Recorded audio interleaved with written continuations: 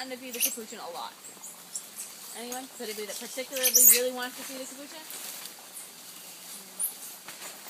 They're gonna keep scaring the little guys away until they get all the food they want.